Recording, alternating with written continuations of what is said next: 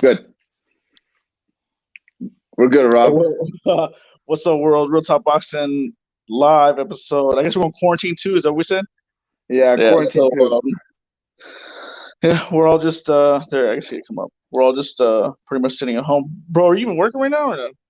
Yes, I am. We're working right now. We just they just gave us some sad news. We're going to be working 4 days a week. No, 3 days a week. So they're cutting our time down a little low. So we get 3 days a week we work. But the company takes care of one, and then we use our PTO for the other one. So we still get our 40 hours. So when will PTO run out at some point, or And, if you got it, you got it. You know, if you got it, you got so it. if you don't got it, you got shit. You're just like getting 32 hours. There's ways there's ways they're gonna take care of you. So there's no worries about it. You know, you're still gonna get your 40 hours and still have a job and everything. So we thank God and we're blessed for that. You know, a lot of people are not working, but we're still moving. But this has really affected our job. You know, there's no flights coming in, no flights going out. Yeah. Normally we'll have a full board of like 20 to 30, 40 airplanes. Yeah. Now we got 3 or 4, man, for the whole day. So that's crazy. But you know, we'll keep pushing, bro. You know, that's why I always tell you save your money. Like, are they keeping certain people longer, or everybody's got 3 days? Gonna go to 3 days. Everybody's 3 days, unless you're upper management, and then they got you working from home because you can do your job through the internet, I guess, or through the computer and stuff. Well, you know, we're with the customers and we're like face to face with them. So you got to be there at work to move airplanes and fuel airplanes. So we don't have that luxury, but we still got a job, so we'll take it like that. Yeah. I saw Jay over there talking to you seen your kids or what? Your students? Yeah, yeah.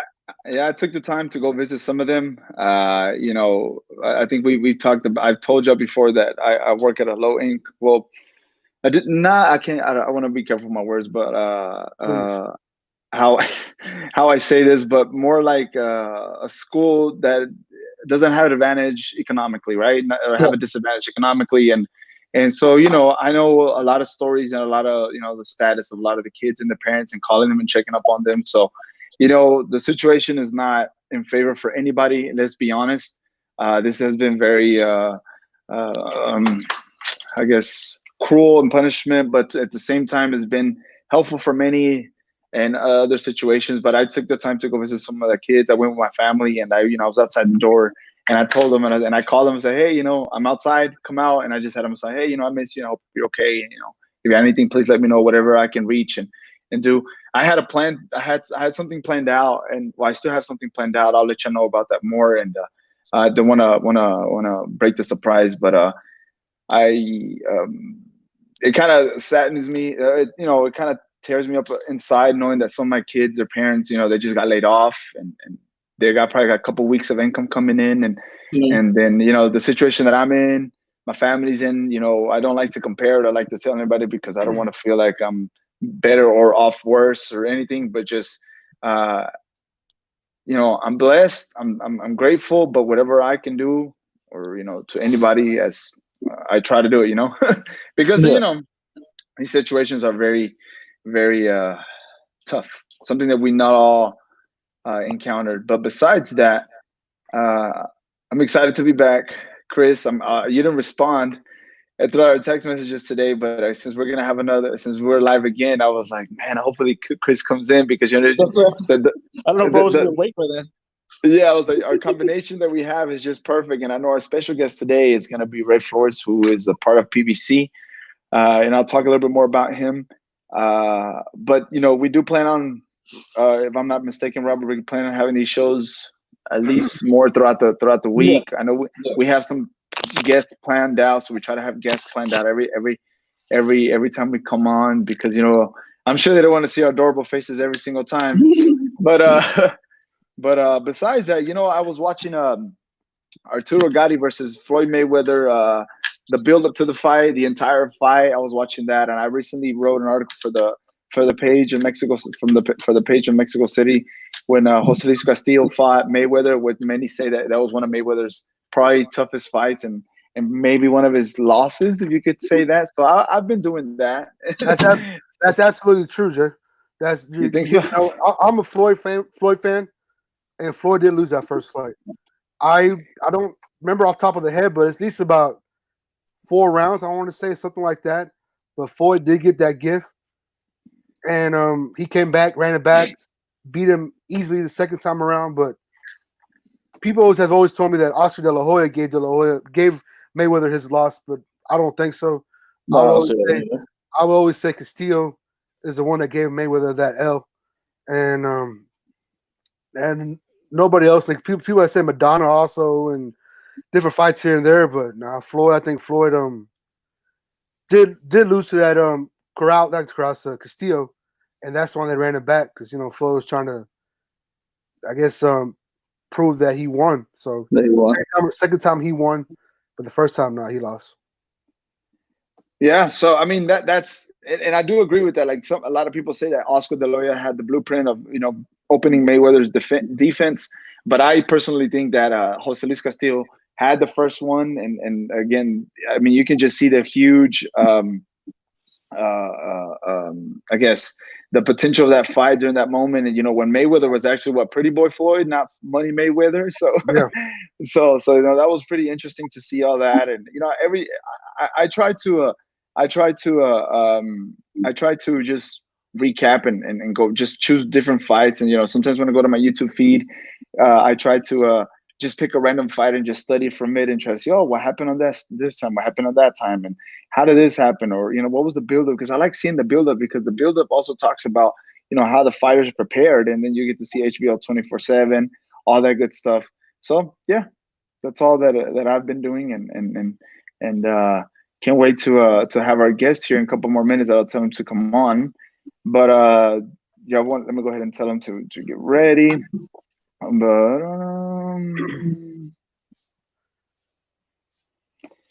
so this guest, I'll go ahead and jump into it. I just told him to get on here in a couple minutes.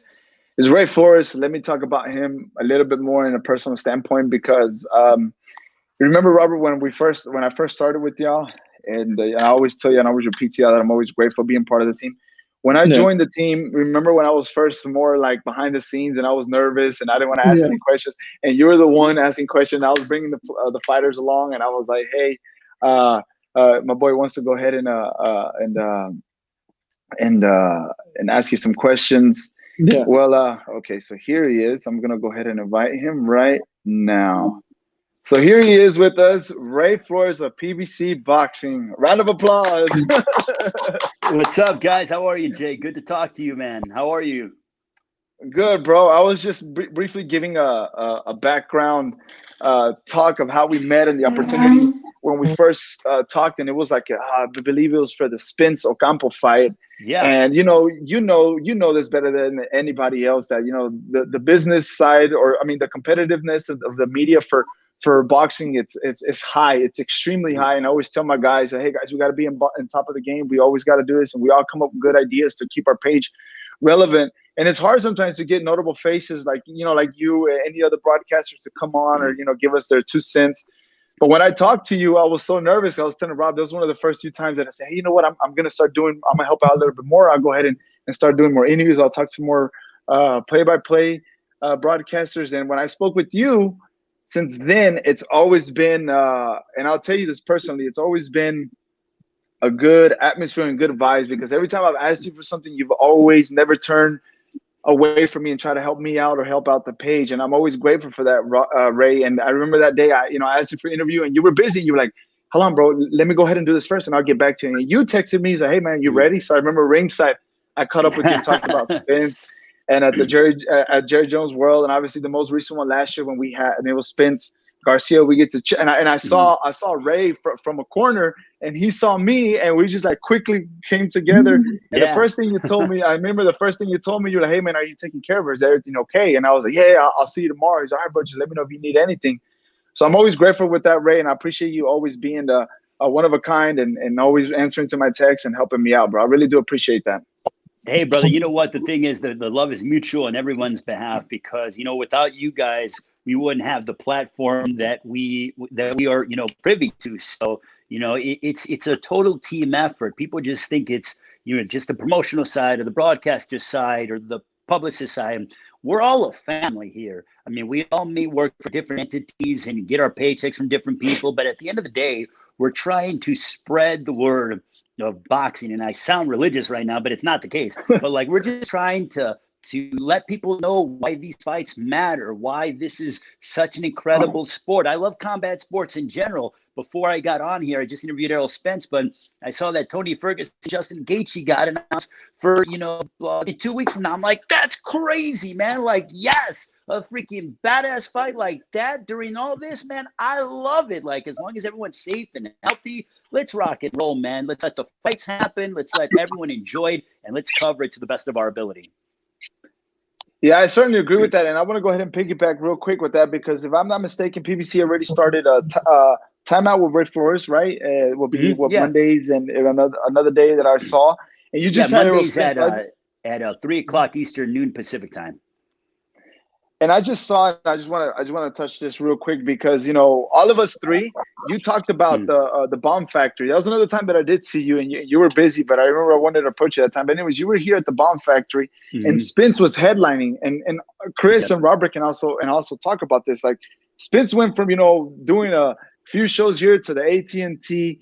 Now, how do you feel his vibe, his persona right now? Do you think we could probably see him, if possibly, if everything settles back down, obviously because of this pandemic, you actually think we could see him back in the ring before the year ends? I think so. He told me September, October is what he's leaning towards. And the WBC announced a few weeks ago that Danny Garcia is his mandatory. So I would gather, as long as everyone's healthy and no one's family is affected by the coronavirus and it's spreading like wildfire, and we hope everyone's okay, but that it was likely, from what I gather, that it would likely be Spence Garcia. Obviously, Spence will fight anybody, but what the WBC said, that Garcia is the mandatory. Errol has the WBC belt along with the IBF belt. I don't think the IBF has Lipinets and another fighter that have to fight first to be the mandatory to the IBF belt. So the WBC has got Garcia as the mandatory. So I think we get Spence Garcia by the end of the year, assuming everything is okay and everyone's healthy and fine. How do you feel about that fight? You like that fight? I think it's an excellent fight because Danny Garcia was ready to fight. He got in the ring after Errol defeated Sean Porter at Staples Center here end of September. And because of Errol's accident, that got pushed back. So Garcia had to fight Ivan Redkach. It was a stay busy fight. I know that some people said, well, Danny Garcia should have knocked out Ivan Redkach, but at the same time, before that was, this is January, mind you, end of January. The coronavirus wasn't anywhere near what it was even a month later. So Danny was thinking, all right, let me beat Ivan Redkach. Let me not take too many chances, and then I'll be ready for a summer fight with Errol Spence. Now, that has been delayed. It's likely now going to happen September, October. So I think it's a good fight because Danny has beaten some top quality names. I mean, Lucas Matisse beat, Lamont Peterson. The guy was in there with Robert Guerrero. I mean, Danny Garcia has jumped in the ring. Keith Thurman, Sean Porter. So, Danny has been at the top of his game for quite a while. Knocked out Amir Khan. So I think it's a fun fight. And I think if Errol is truly the old Errol, then he goes out and he tries to bust up Danny Garcia. But look, Danny's from Philadelphia. He's no joke. He's not going to be a slouch. He's no punk at all. He's going to bring it. I think that's a fun fight for Errol to get back in the ring. Yeah, go ahead, Jason. No, go ahead, Chris. I think it's a good fight to see where EJ's at after the car wreck and everything, to see where his body's at and everything. But a lot of people did not like that fight with Danny Garcia. People wanted the Pacquiao fight because it gives him another belt. And I always thought that Pacquiao fight would be a better fight for Errol Spence because it's a bigger name, a sexier name. It looks good on the resume. And it builds Errol Spence up to that fight that we want to do. And before all this happened, we had strap season. So we're trying to get all those belts. So that's another belt for Errol Spence to get. So I think the Danny Garcia fight's a good fight, but something that, because we haven't had no boxing, we'll take that. But I think the Pacquiao fight's something that we really want to have. I think that could possibly be in the cards, and I'll tell you why. Errol could easily come back and fight a tune-up fight because of what happened. Instead, he's like, you know what? I want Danny Garcia coming out of the gate. And I think that's impressive on his standpoint, because how many times, guys, do we see in boxing tune-up fights, in quotation marks? I'm going to have a tune-up fight. If this is Errol's tune-up fight, man, oh man, can you imagine what he's going to have in the next fight following that? And again, fight against Danny Garcia is not a layup whatsoever, guys. So it is definitely, Danny Garcia is a formidable opponent, and Danny's been training, working hard, and man, I just can't wait to see boxing back inside the ring. Exactly. We're just like little. I know me personally. I'm like a little fiend. I'm just like, I need boxing. I need it, man. I like football and everything, but boxing, man. Just Saturday nights are not the same without boxing. Friday nights, whatever nights it is, it's just like, man, go boxing. I need something to do. So even if it's in empty stadiums, guys, or even empty, I know Steve Kim from ESPN mentioned that he talked to the power brokers in boxing, and it's likely, potentially, that we would see boxing in, studios without any fans. And look, that's unfortunate, but if that is the step in the direction to get these guys fighting again and for the fans at home to get entertainment, I'm all for it, because, man, I can't wait to start calling fights again. In the 5 years that PBC has been in existence, I haven't gone longer than 3 weeks without a show, and even that's a long time of having a break. Typically, it's you get a week break, and then we're back at it to run off another 3 or 4 more. Trust me, my girlfriend knows. She tries to make plans on the weekends. I'm like, well, I'm going to be in Dallas on this Saturday on the 4th, and then I'm going to be in New York on the 11th, and then I'm going to be in Temecula, California on the 18th. So it's definitely not easy, but man, we definitely need boxing back. So when you do work, is it how fast of a schedule? Like, how much in advance do you know before you're covering a fight? Guys, I get the schedule like you do. When Swanson Communications and PBC writes out the press release about, this has been announced, I'm like, okay, April 11th, I'm going to be in Minneapolis, Minnesota with Jamal James and Tomas Delorme. April 18th, I'm going to be, Showtime sends out a press release. I'm going to be with David Benavidez in Phoenix. So I get it just like everybody else, guys. I'm not privy to any more information than you. I wish I did, because it'd make life a little bit easier. But again, it's something that I love and is, affording me a nice living. So go and talk about these fights and piggybacking again what Errol Spence said, because there's a lot of good information. It's kind of rare that we've been hearing from him, because he's trying to keep to himself. And you also said that he's shy in the cameras. We can say that. Yeah. Down the line, let's say if the Spence Danny Garcia fight happens. Okay. But could we see Spence Crawford, and could that be something that would be made? Because it's 2 different networks or 2 promotions. Could we possibly see that made again? How it just happened recently with the Wilder Fury? Could we see that probably next year? And where could it be at, in your opinion? Jay, I think you're right, because I was very fortunate to be part of the entire Fight Week promotion for Wilder Fury 2, when PBC and Top Rank and TGB Promotions and Fox and ESPN worked together. And I was very curious to see how it was all going to unfold. I got there on Tuesday morning. I was there the whole week. It was very busy, but everyone got along so well. Jay, I think I texted you, or we were going back and forth a little bit, and everyone worked so well together. It was like the United Nations of boxing coming together, working on one big project, and it came off without a hitch. And I love working with, everyone involved has a lot of respect for one another, has a great deal of admiration for what each other does. And here's what I'm going to say. There are too many times where people try to create divisions. Oh, well, he's on this side of the fence, or he's on this side of the street, whatever, this and that. That's not the case. That is, if for me, all I saw was nothing but love between PBC and Top Rank, ESPN and Fox. If there were any kind of, difficulties or people butting heads, I wasn't privy to it. I thought everyone got along. You might as well have been in a circle singing Kumbaya together. So that's what it was to me.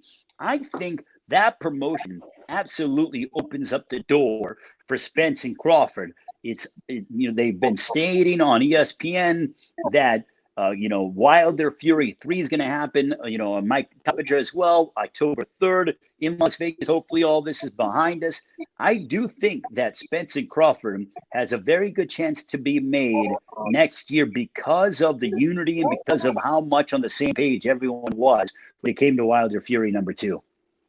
Well, hopefully that happens because it's a lot of egos in boxing, and it's understandable with the business side of it. So hopefully that happens. And I can't say that we were texting a lot throughout that week, and you were saying, man, like things are just going very smooth, and you kept on repeating it on Twitter, and you were like, because you're working with Christina Poncho, yeah, from Top Christina Rank, Poncho. yeah, Poncho from Top Rank, and y'all were just a dynamic duel, and I was like, wow, it was really interesting, and hopefully this is an example to continue going in boxing because again, I do understand for some knowledge, the egos in the business side, but talking about that promotion or that event that you were on just recently, how was just the atmosphere for Wilder Fury? Because the first fight, it had a lot of expectations and it lived up to it. The second one, everybody kept on wondering, is it going to be just like the first one? Is it going to be knockouts? And boy, were we in for a surprise, right? So could you tell me a little bit more about that?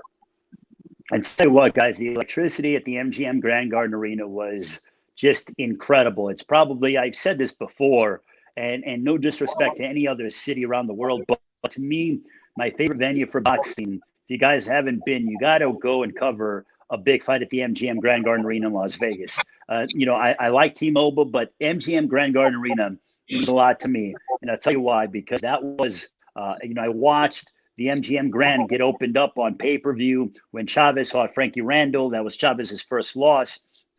Tyson's fought there, Holyfield. The greats have fought at the MGM Grand Garden Arena. There isn't a special celebrity entrance. So everyone's all together, and there's an energy in the casino that you feel in the morning of the fight. People are having breakfast. I love the MGM Grand Garden Arena. The electricity for Wilder Fury 2 was nuts. The Brits were there early during the week, and they were partying at like 9 a.m. on Saturday morning. They partied for 24 hours straight, guys. I mean, that's how wild they were. And, celebrities came out and the entrances and everything. I mean, and for what Tyson Fury was able to do was probably one of the top 20 heavyweight performances that we've seen in the history of the heavyweight division. And that's a very bold statement. But the fact that he said he was going to lock down Deontay Wilder, bust him up, and he went ahead and did so, I think speaks volumes as to how good and how talented Tyson Fury is. No knock on Deontay Wilder because guys lose. And guys, I have been on this crusade about saying that just because a guy loses one time does not mean that we should write him off. People wrote off Julian Williams when he lost the first time. And guess what? He came back and won the world title. People wrote off Jamel Herring when he lost the first time. He came back. He won the world title. He's on the precipice of having a big unification fight with Carl Frampton. People write off opponents all the time in fighters. And I think it's unfair and it's unjustified.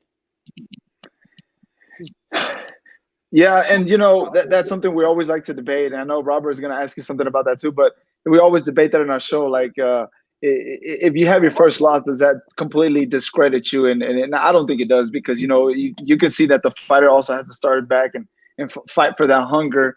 I know I'm going to leave it with Robert now because I know he's been itching to ask you some questions. So, okay, what first of all, what got you into covering boxing? What made you want to cover, be an announcer for boxing?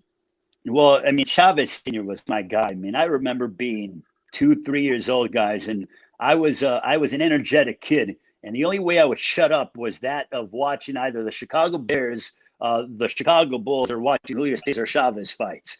So Chavez was my guy. I remember watching Julio Cesar Chavez, Hector Macho Camacho, at on pay-per-view, on Showtime pay-per-view. At the time, it was SET pay-per-view with the legendary Steve Albert and Ferdy Pacheco and Bobby Ches and Jim Hill, who I got an opportunity to get to know during the Mayweather-McGregor tour a little bit. And watching those guys, Chavez Sr. was the man. When he beat Camacho, when he found a way to beat Meldrick Taylor. Richard Steele had the right count, by the way, guys, because Meldrick Taylor could have potentially gotten killed. The win over Craig Halligan. I remember watching those pay-per-views that they would have on SET pay-per-view. I remember watching Gabriel Ruelas, Azuma Nelson before Chavez and Halligan, and then watching, Mike Tyson and Evander Holyfield, Oscar De La Hoya. I really was fortunate. I got into MMA first covering a local guy in East Chicago, Indiana, named Miguel Torres, who is the WEC bantamweight champion of the world. I go way back when it comes to combat sports, guys. Before the UFC boom, before, boxing, quote unquote, came back, I never thought it went anywhere. So I've been around it for a long time. I probably started covering combat sports when I was 16, 17 years old. Now I'm going to be 34 this year, Walter Payton's number, but I've been around the sport probably about half my life. Were we talking about the Jordan Bulls or? Yeah, the Jordan Bulls, guys. I mean, I've been around, and even watching those 2 years that Michael was out, the year and a half that Michael was out, and Pippen and Tony Kukoc and all those guys. So sports was my thing. But if it wasn't Bears, Bulls, or Chavez, I'd be running around giving my mom all kinds of fits. What was the in your view? What was the biggest fight you covered? What was the biggest fight you covered so far? The biggest fight for me was because of there are a lot of them. The one that really meant they all mean a lot to me. Wilder Fury won because I called it by myself for the international, and then to see it get replayed on Fox and ESPN, that's symbolic. The best overall, not best overall, but the most significant promotion overall, because I also host press conferences and post-fight pressers. Being around the Mayweather-McGregor tour, guys, in 2017 in the summer was like traveling. They say, what it was to travel with the Beatles or with the Bulls of the 90s or this rock show. Everywhere we went, it was unbelievable. I mean, 11,500 at Staples Center, 16,000 Toronto, 13,000 Brooklyn, 11,500 in London, 4 cities in 4 days, over 50,000 people, millions watching on YouTube and on network television. It was unreal. 2 of the most polarizing figures ever to lace up the gloves in boxing and MMA, and Mayweather and McGregor, to see those guys interact with each other, to see their habits, to see their work ethic, working with, being on the private jet with Leonard Ellerbe and Steven Espinoza and Kelly Swanson and all of them. I mean, it was something that I will always hold very near and dear to my heart. What was the biggest fight you want to see right now? What would be the best fight boxing right now, in your opinion? The best fight in boxing right now, I'm torn, because I want to see the winner of Wilder Fury fight the winner of Joshua Pulev. And I also want to see Spence and Crawford, because, guys, we're all students of the game. And everyone, and I mentioned this with Errol Spence earlier, but they talk about the greats of the 80s, those legendary wars, when Leonard fought Duran, when Hagler fought Herds, when, Leonard fought Marvin Hagler. I truly do believe that Errol Spence and Terrence Crawford could be a welterweight classic. 2 alpha males, 2 prize fighters in the primes of their career. Errol's 30, Crawford's 32. They both want to prove to the world that they are the dominant champion at 147. 147 forever has been the glamour division in boxing, along with the heavyweight division. No disrespect to any division out there, but it's the heavyweights and it's the welterweights that truly in boxing history have moved the needle. I want to see Spence and Crawford, and I also see the winner of Wilder and Fury 3 against the winner of Joshua and Pulev. Yeah, okay. Well, I'll ask you one more question. I'll pass it to bro. What was the first fight you announced when you got that call and you knew that this was it? Okay, you made it. Like, you don't have to worry about anything else. I never feel that way, and it's sad to say, but I never feel that way. I'm just as hungry now and in the position that I'm fortunate to be in as I was when I was, 19, 20 years old, ring announcing for cage announcing for the Total Fight Challenge in Hammond, Indiana, at the Hammond Civic Center, when there were 3,000 people in the place. And I'll be honest, guys, my first ring announcing assignment, I sucked. Yeah, I was really, really bad. And thanks to Joe Goitia and other people that gave me an opportunity to come back, and they told me to keep growing and perfecting my craft. But there were a couple moments, though, that stand out. One, I think Jim Lampley is the best sports broadcaster ever because of his knowledge, because of his vocabulary and his passion. I loved him doing boxing. When I ring announced in 2015, in April 2015, Turning Stone Resort Casino, Verona, New York. It's right outside of the Boxing Hall of Fame. And it was Provodnikov and Lucas Matisse. And the first fight was Terrence Crawford fought Tomas Delorme in Dallas. And Michael Buffer was the ring announcer. And Max Kellerman was doing the play-by-play alongside, I believe it was not Bernard Hopkins. It was Kellerman and Andre Ward or somebody. Okay. And then they came to us in Turning Stone, and Jim Lampley was the play-by-play guy, and I was the ring announcer for that. And to have Jim Lampley say, let's go up to a ring announcer, here's Ray Flores, I was like, dude, this is crazy. Like, I grew up watching Lampley, like he's sending it to me. Like, there is no greater feeling to have like someone who I looked up to, who I idolized, and to be able to work on the same show as him when you have 35,000 people standing, rocking, going crazy. I'm like, damn, here's my moment. The HBO flag too. It was like, man, let's crank this mother, to 10, boys. And that's what it was to me. So that was special doing Made Santa Cruz, one in August of 2015, being the ring announcer for that fight. That was special because, being a fight fan, you heard about the West Coast wars, about, back in the day, we all hear it, back in the day at the old Forum, or back in the day at the old Madison Square Garden. And here I am working on that promotion. I worked on Made Santa Cruz 1, the entire promotion, from the kickoff presser to the conference calls to, the whole deal. And to be able to ring announce that fight meant a lot to me. So there have been some very, very special moments. Mayweather McGregor, certainly very special, guys. I've been very, very blessed to be a part of this sport. Yeah, let me say one more thing before I can pass it to Bro. But yeah, it's a special art to being a ring announcer, because we've been to local shows where they just put somebody up there and they don't announce it right. When they sit here, you go, if it's a split, you go one corner, the other corner, and then the winner. I've seen it do what they do. Just do it straight in a row where they don't know what they're doing, and it's just like it's an art to sit there and be a great ring announcer and to be a commentary for boxing and any sport. Well, it's just about research, guys, is what it is. It's research, knowing your what the guys are all about, and and being able to tell the story, because you guys do an eloquent job of telling the stories of the fighters. Because people, when they watch boxing, they're like, okay, two guys boxing each other, why does this matter? That's up to you. That's up to me to be able to tell their stories. Why Errol Spence? He's a 2012 Olympian. His journey, his road, his family background, everything. What makes him special?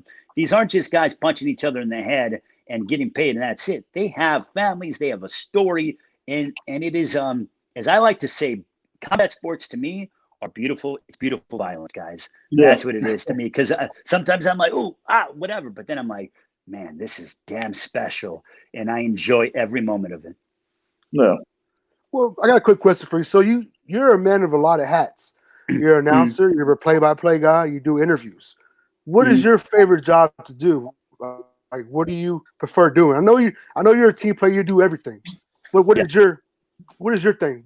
What do you think? I love being the play-by-play guy. That if I had to choose of all the hats that I wear, it has to be that, because there is nothing more special than calling that defining moment.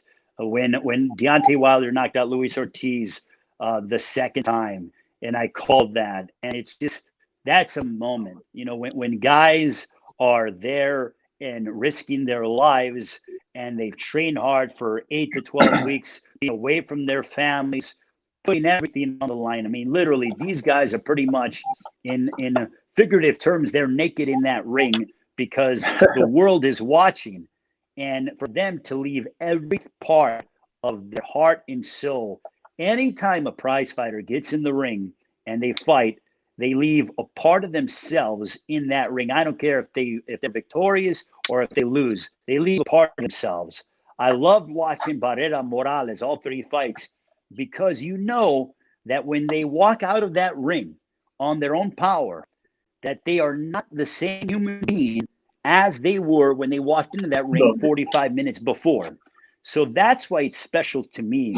And there are times where, much like Lampley, I check myself, because I'll get, emotional a little bit emotional during fights, because it's that taxing, and it's that grueling, and it's that special in terms of what I'm watching. When David Benavidez knocked out Rogelio Porky Medina in in Texas. I forgot what city we're in. I think we were in Laredo 2-3 years ago, and Sergio Moro, who now works for DAZN, was working with me. I've told this story a few times, but I want to tell you guys. And the 8-7-8 punch combination, we went off the air and we went to break, and I told Sergio, I'm like, that's crazy. Like, this is nuts what we just saw. And to be able to call that, those are moments, especially at the big fight level, guys, the pay-per-view level, the network TV level. You're watching history. You're watching guys further their legacy, because I'm going to be the OG or the OG. I was talking to my girlfriend about this, yesterday, and I'm like, I'm going to be that old man. I'm watching Ozark. So there's a reason why I'm telling the story. And the old man who's in the show, and he's sick and everything else. Hopefully I'm not sick, but I want to be that OG at 80, 85 years old, as I'm drinking my Tito's and water with lemon and lime, and I'm talking to my great grandkids. I'm like, I remember back when I was 33 years old or 32, and Wilder fought Tyson Fury a third time, and I was calling. I want to be that guy. But it's like those memories, you can't take that away from us as fight fans and being around this sport, because that's how much I love it. Come along, I guess, as being a play-by-play guy, who has helped you along through this? Has anybody like really that you admired, looked up to, came around and helped you out with this? Or you just been being a sponge and soaking from everybody? Or well, that's the thing, is that I've been fortunate because I work with a lot of great producers and stage managers and color commentators. I am a byproduct, guys, of hundreds of promoters and matchmakers and trainers. Obviously, my family, my girlfriend, who makes sure that I'm as relaxed and as focused as possible. But I'm a byproduct of the Chicagoland area, Northwest Indiana area. I'm a byproduct of Artie Palulo. I'm a byproduct of Tom Brown. I'm a byproduct of Bobby Hits. I'm a byproduct of Fox, of ESPN Friday Night Fights, of Showtime, Steven Espinoza and Brian Daly. Those guys have been great to me. The Fox, all those people. I mean, there are hundreds of people that have allowed me to get to where I am today. But to answer your question, I look up to Lampley, Steve Albert, from a play-by-play standpoint. I write down little notes that they go ahead and say. Jim Lampley can say the same thing 100 different ways, and it sounds so eloquent. Steve Albert was so smooth on the microphone when he was with the fight doctor, Ferdy Pacheco, here in Mexico City, as Julio Cesar Chavez fights Greg Haugen. I'm a byproduct of all those people, but I take some from Lampley, some from Steve Albert. I'll go back and watch Tuesday, Friday night fights with Al Albert and all those guys, Sean O'Grady. So there's so many people that I have to thank, guys, and without them, I wouldn't be where I am today. That's awesome. I guess my next question would be, you have done a lot of play-by-play with a lot of different boxers, from I think Caleb Plant to Austin Trout to Charlo. So a lot of people you've done play-by-play with. Thurman and Garcia. Who actually has the potential to be an actual play-by-play guy, in your opinion? Oh, you mean color analyst or play-by-play? Play-by-play is different because so color analyst-wise, I would have to say I think Keith Thurman is very good. I think Austin Trout, to me, is phenomenal. I think Austin Trout from right there in New Mexico, I think he's so eloquent. One of my favorite partners ever, and I know he works on DAZN now, Sergio Moro, the Latin Snake. That guy understands the sport. I love working with Paulie Malignaggi. I've worked with Paulie Malignaggi several times on CBS Sports Network. I think he's tremendous. My favorite guy to work with, though, guys, not fighter-wise, is the Hall of Famer. He's so great to me. We don't really talk boxing before we go on the air, but it is Steve Farhood. Steve Farhood, to me, is one of the classiest men you'll ever meet on the planet. If you've ever met him, he's one of the nicest people, and he's one of the most humble individuals you'll ever meet.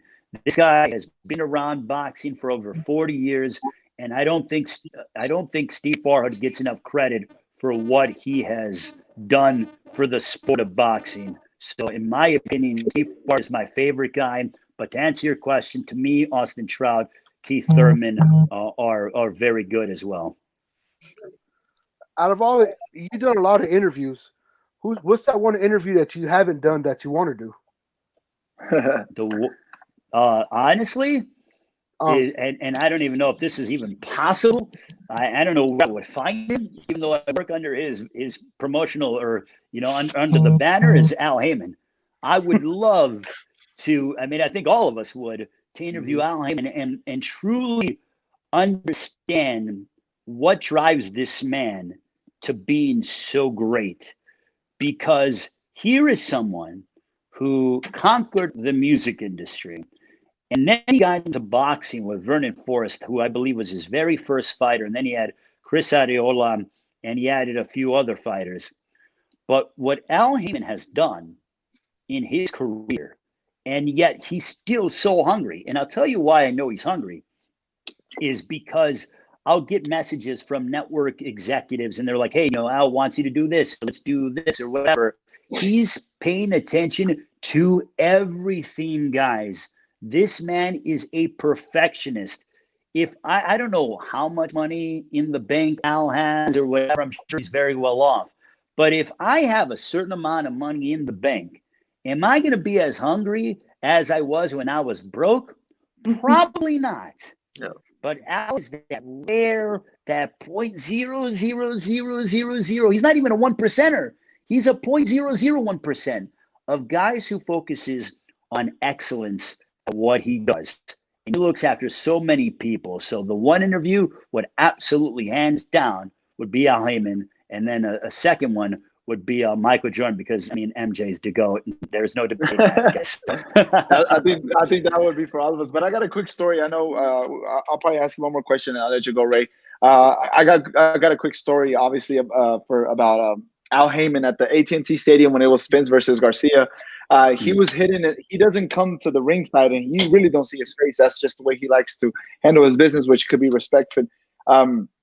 I remember I was in a corner waiting for Spence to come out in his locker room, and Jerry Jones is walking by to like a hidden like a hidden spot, and I'm like, what is he doing over there? And then out of nowhere just comes out Al Heyman, and I quickly, because I just quickly took a picture, and I completely forgot that you're not allowed to do that for Al Heyman, and I had 2 or 3 bodyguards that just rushed me like, hey man, what do you need you to delete that picture? It's like, I'm sorry, I didn't know it, and I respect it, but I was like, he likes to keep and it was him and Jerry Jones, and he was like, you can see him as a regular guy, like just wanted to talk, and Jones, I could hear the conversation, thank you, and hope you're doing well. If you need anything, let me know. And Heyman was like, I appreciate you letting us do this event. Hopefully we can do more.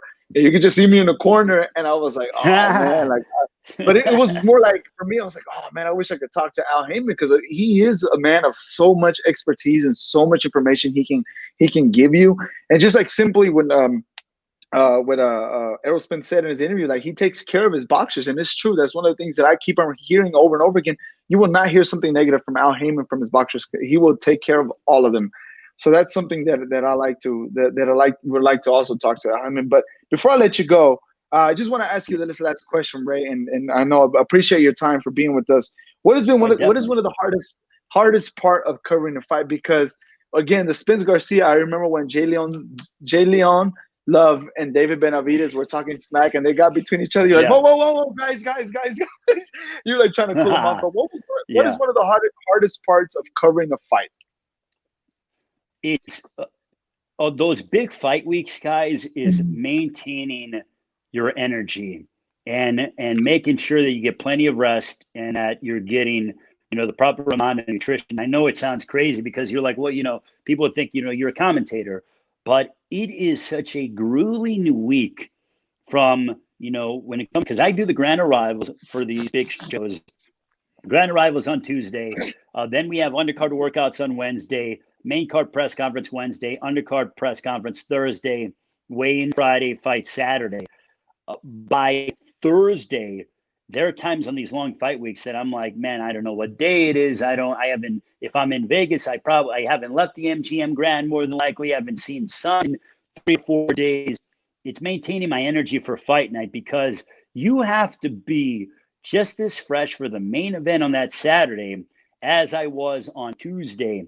And then also I do Radio Row during the week as well. So the biggest challenge is maintaining my energy, taking care of my voice, and making sure that, I am as focused as possible. I'm always focused, but it takes even as a commentator, it takes a group to be able to get us to where we do. So for me, it's my girlfriend makes sure that anything that needs to be handled, she handles it here at home, or when she comes in on Friday, she allows me to totally turn it off, because there are times in Vegas on those big fight weeks where I feel like I'm on all the time, because you get into TV mode and I'm promoting this or doing that. Hey, 9 o'clock Eastern, 6 Pacific time. Don't miss the pay-per-view. I become like a robot in many aspects. So it's about me maintaining my sanity and also being fresh for when that main event, when Wilder Fury walk out, that I am at my absolute best. And it takes a lot of people to get me to that point. So that's the biggest challenge, because it is very grueling to do so many hours of television and do all these public events, which I love and I hold very near and dear to my heart. And the one thing about me is that I don't believe in going 50%, 75%. When I get on that microphone, you get 120% me all the time. And that's exactly what you're going to get. There is no off button. There is no holding back. And people are like, hey, save, when I'll give you a quick story on something not boxing related. We were doing rehearsals for Cat Williams' HBO special a few hours before the show.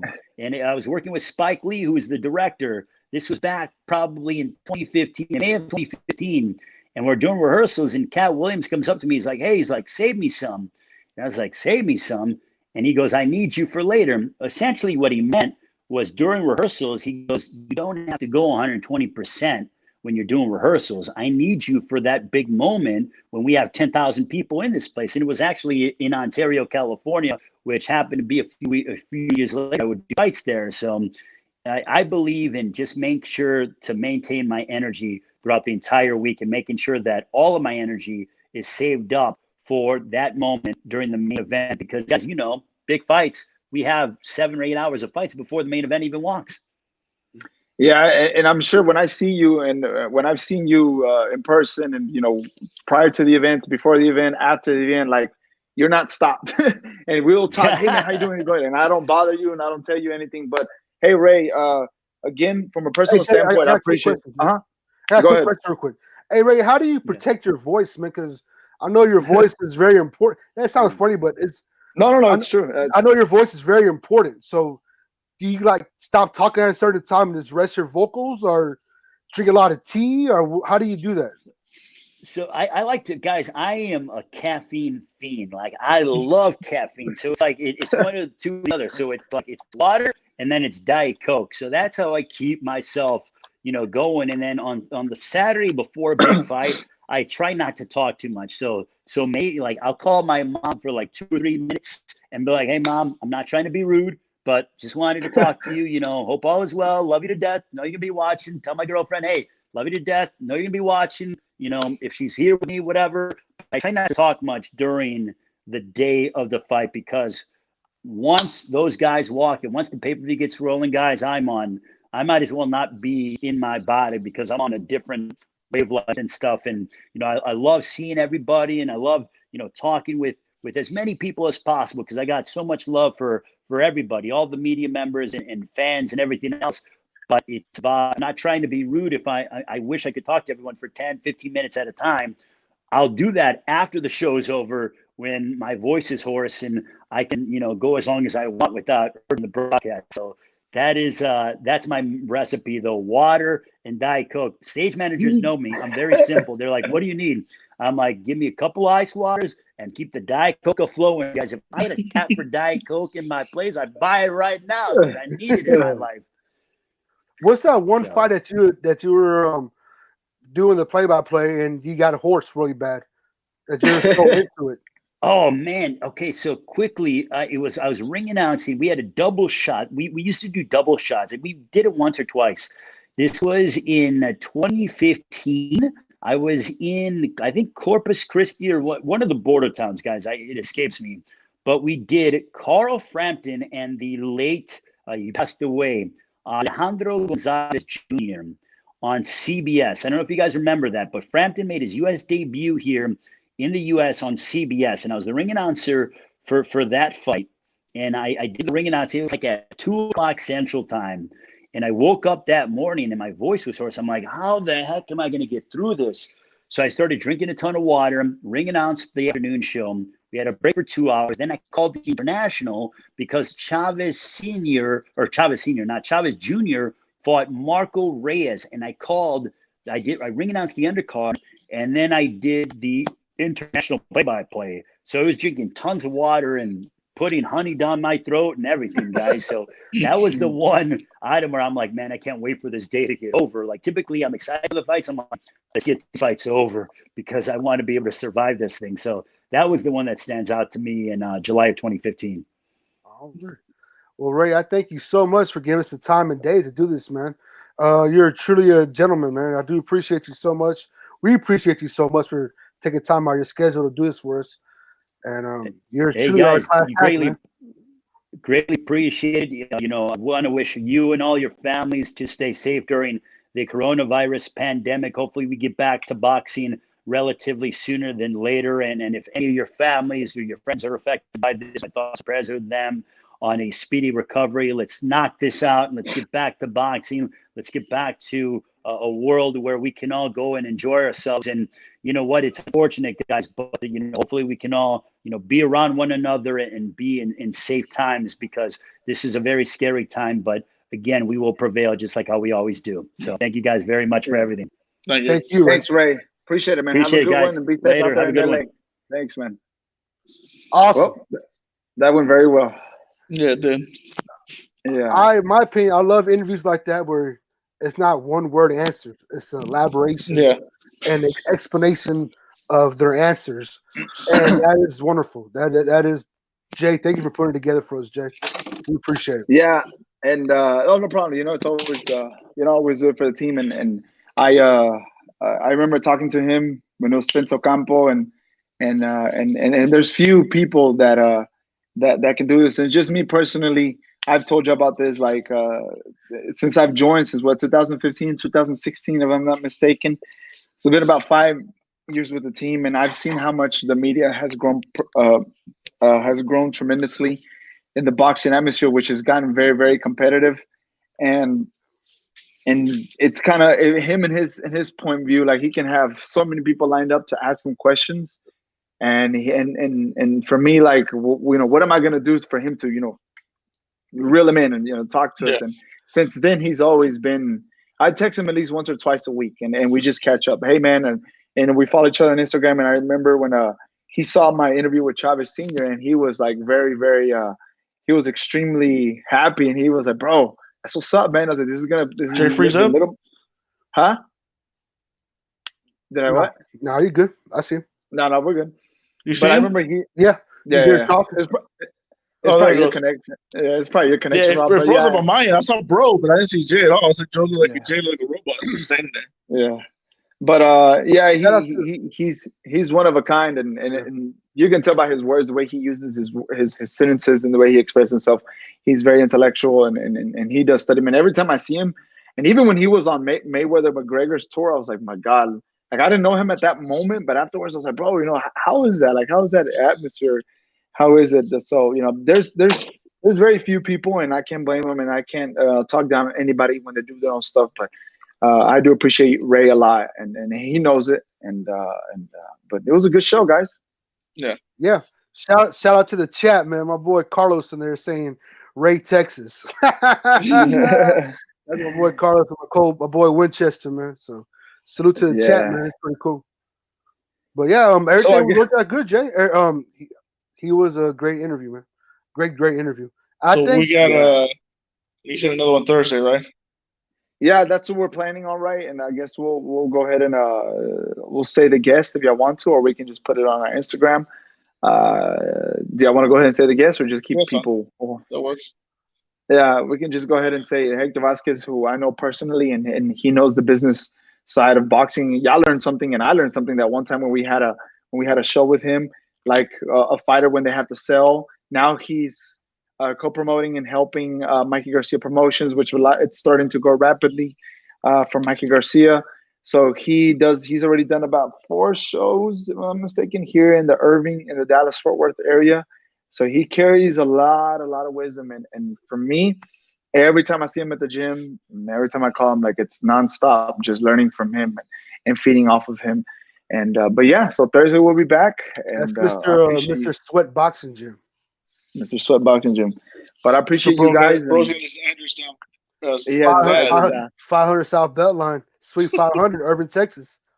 Yeah. I got it. Guys, it's been real. I love Yeah, I this. appreciate it. I love being on. I love talking to you. Thursday we'll be on, and then we'll continue with this. And I hope you're staying safe. If you're watching this on YouTube, like button, subscribe. Thanks for everybody watching, checking this out. Me, bro, Jay, we doing this. So try to make this consistent going forward. So thank y'all so much for watching and tuning in. And we're Real Talk Boxing. Real talk for real boxing fans. Boom.